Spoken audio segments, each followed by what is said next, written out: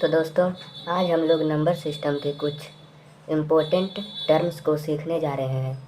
अगर वीडियो अच्छा लगे तो लाइक और सब्सक्राइब ज़रूर करना दोस्तों। तो चलिए, पहला टर्म है प्राइम फैक्टराइजेशन।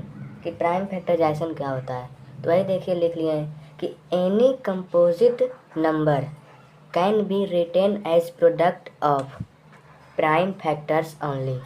कहने का मतलब हुआ कि एनी कंपोजिट नंबर किसको बोलते हैं? जिसे अगर 72 लिए, 72 में एक वन और स्वयं को, यानी जो नंबर है उसको और वन को छोड़कर अगर ये कोई भी नंबर किसी और से डिविजिबल होता है तो उसी को कंपोजिट नंबर बोलते हैं। क्या समझे? कि कोई भी नंबर अगर वन और अपने आप को छोड़कर किसी और नंबर से अगर डिविजिबल हो रहा है तो उसे बोलते हैं कंपोजिट नंबर। कंपोजिट नंबर को हिंदी में समग्र संख्या बोलते हैं। तो चलिए, वही कर रहा है कि any composite number can be written as, कोई भी कंपोजिट नंबर जिसको हम लिख सकते हैं as product of prime factors, जिसे हम प्राइम फैक्टर्स के प्रोडक्ट के रूप में लिख सकते हैं, उसी को प्राइम फैक्टराइजेशन बोलते हैं। तो देखिए, प्राइम फैक्टर्स, प्राइम नंबर जानते हैं? प्राइम नंबर जिसे हो गया 2, 3, 5, 7, 11, 13 सो ऑन।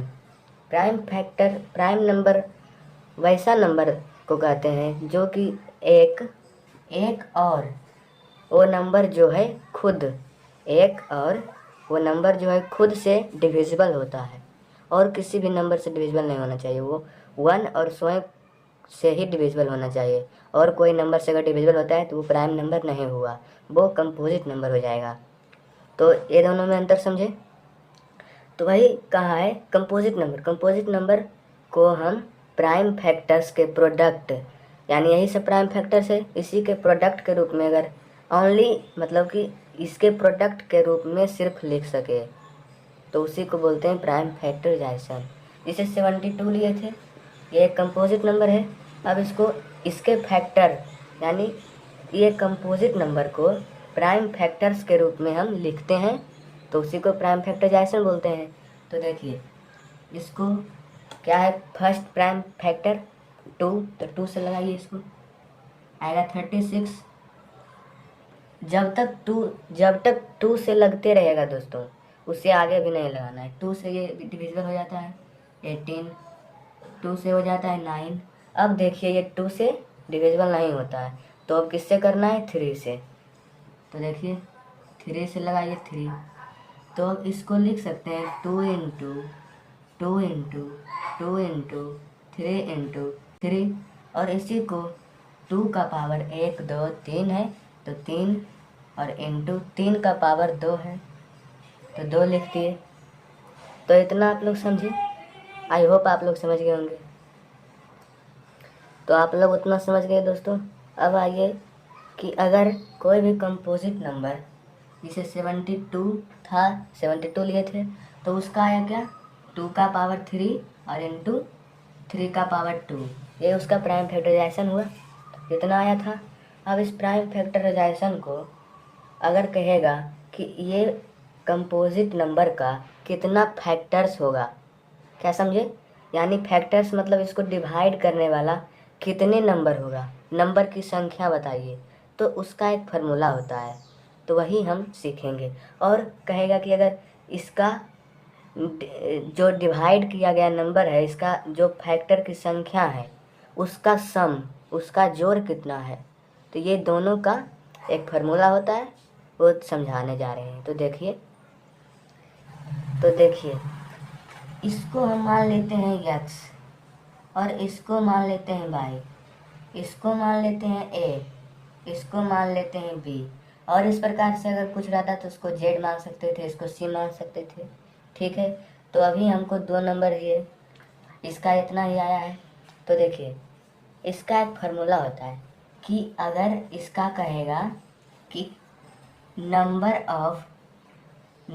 ऑफ फैक्टर्स पूछेगा कि इसका कितना फैक्टर्स है, तो जैसे यहाँ पे तो ये 72 हम एक एग्जांपल लिए हैं, कुछ भी नंबर हो सकता है, इसलिए हम कोई अननोन नंबर मान लिए हैं। जैसे देखिए कोई अननोन नंबर, जैसे ये यक्स है, तो ये क्या होगा, यक्स का पावर ए इंटू वाई का power p b, so on ऐसे ही जेड का पावर सी, जो भी आएगा। तो स्टेप 1 क्या है नंबर ऑफ फैक्टर्स निकालने का, कि पहले तो जो नंबर दिया है उसका आपको निकाल लेना है प्राइम फैक्टराइजेशन। प्राइम फैक्टराइजेशन करने का मतलब उसका हिंदी में होता है अभाज्य गुणनखंड। क्या होता है, अभाज्य गुणनखंड। तो इस रूप में उसको लिख लेंगे। और ये यक्स जो है, यक्स का पावर जो भी आएगा उसमें एक जोड़ दीजिए, इंटू वाई का पावर जो आएगा उसमें भी एक जोड़ दीजिए। वैसे ही सोन जो भी आएगा जेड का पावर सी, उसको उसमें भी एक जोड़ देंगे। जिसे यहाँ पे देखिए, यहाँ पे क्या है, एक्स का पावर यही है 3, तो 1 + 3 इंटू 1 प्लस बी क्या है 2, सोन यहाँ पे क्या है 3 + 1 4 इंटू 2 + 1 3, 12 आ गया। इससे क्या चलता है पता, कि ये जो 72 है इसका टोटल नंबर ऑफ फैक्टर 12 है। और अगर पूछ दिया कि अगर 12 है तो 12 तो ये नंबर ऑफ फैक्टर्स है, इसमें कुछ भी हो सकता है, 1 हो सकता है, 3 हो सकता है, 5 हो सकता है, 6 हो सकता है, 9 हो सकता है, कुछ भी हो सकता है दोस्तों। तो वही कहेगा कि ये 12 फैक्टर्स का सम कितना है, सम निकालो। तो देखिए उसका भी एक होता है, फार्मूला होता है सम ऑफ ऑल फैक्टर्स,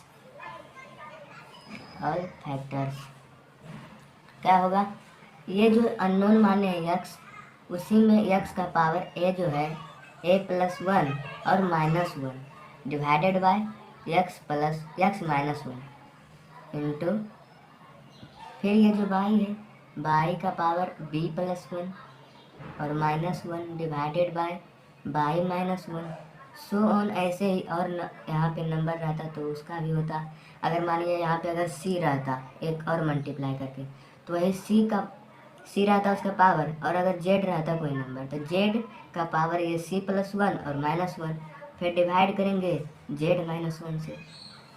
तो अब यहाँ पे देखिए ये तो फार्मूला हो गया यक्स, तो यक्स यहाँ पे प्राइम फैक्टराइजेशन किए थे तो 2 का पावर क्या है 3 में एक जोड़ देंगे और माइनस कर देंगे एक, डिवाइड कर देंगे यक्स -1 यानी x2 -1 तो 1 इंटू बाई है 3 का पावर b + 1 तो b क्या है 2 + 1 3 -1 बाई -1 तो बाई क्या है यहाँ पे 3 -1 2 हो जाएगा, सो वही होगा 2 का पावर 3 + 1 4 हो जाएगा -1 डिवाइड 1 इंटू 3 का पावर 3 करेंगे 27 -1/2 सो इसका करेंगे तो हो जाएगा 16 -1 डिवाइड करेंगे तो वही रह जाएगा इंटू यहाँ पे जाएगा 26/2, इसको कट करेंगे तो हो जाएगा यहाँ पे 15 इंटू ये हो जाएगा 13 इक्वल टू करिएगा तो 195 आएगा। तो इससे क्या चला पता कि ये जो 72 है इसका नंबर ऑफ फैक्टर्स 12 है, और 12 है तो इसका टोटल जो है सम ऑफ ऑल फैक्टर्स वो है 195। दिख गया दोस्तों, ठीक है। तो आई होप इतना आप लोग समझ गए होंगे। तो और एग्जांपल लेकर बताते हैं तो और क्लियर हो जाएगा। तो देखिए और कोई एग्जांपल लेते हैं, जिसे लेते हैं 36, छोटा ही लेते हैं, देखिए 36 लेते हैं। इसका पूछेगा नंबर ऑफ फैक्टर्स बताओ, नंबर ऑफ फैक्टर्स क्या होगा, और अगर जो फैक्टर्स होगा उसका सम क्या होगा, सम ऑफ ऑल फैक्टर्स। अगर ये पूछ दिया दोस्तों तो इसका फार्मूला हम लोग जानते हैं। तो सिंपल से पहला स्टेप क्या था, इसका जो नंबर दिया है इसका प्राइम फैक्टराइजेशन करना है, यानी अभाज्य गुणनखंड कर लेना है। तो 36 का क्या किए थे, 2 से पहले, फिर 3 से, फिर 5 से, फिर 7 से, फिर 9, फिर 11 से, 13 से, 16 ऐसे। तो इसका प्राइम फैक्टराइजेशन करेंगे तो 36 2 से करेंगे तो हो जाएगा 18, फिर इसको 2 से करेंगे 9, फिर इसको 3 से लगेगा 3, तो इसका हो जाएगा 2 का पावर 2 इंटू 3 का पावर 2। तो ये क्या हो गया, यक्स हो गया। ये बाई हो गया, ये ए हो गया, ये बी हो गया। सिंपल। अब इसका क्या था, नंबर ऑफ फैक्टर्स निकालने का formula 1 plus a into 1 plus b into 1 plus c, so on. यहाँ पे 2 ही है तो 2 तक करेंगे। 1 प्लस ए, इसका पावर में 1 जोड़िए और इसका भी पावर में 1 जोड़िए, 1 प्लस 2 है इसका भी, तो क्या आएगा 3 और ये 3 और 3 मल्टीप्लाई करेंगे तो 9। इससे क्या चला पता कि ये जो 36 है इसका नंबर ऑफ फैक्टर्स होगा 9।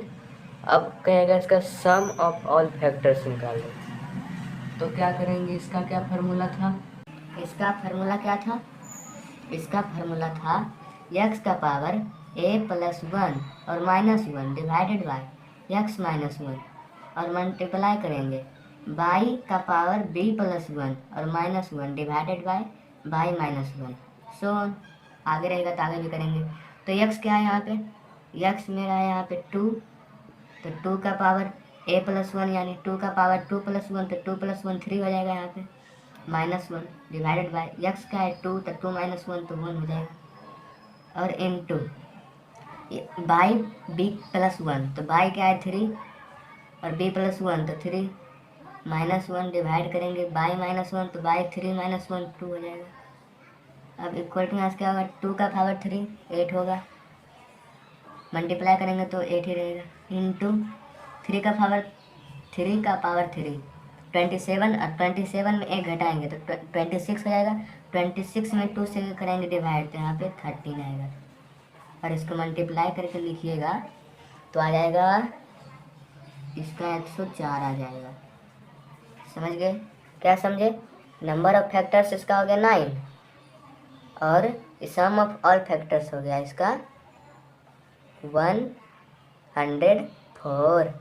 समझ गए दोस्तों, देख लिए, ठीक है, आई होप आप लोग समझ गए होंगे। गुड।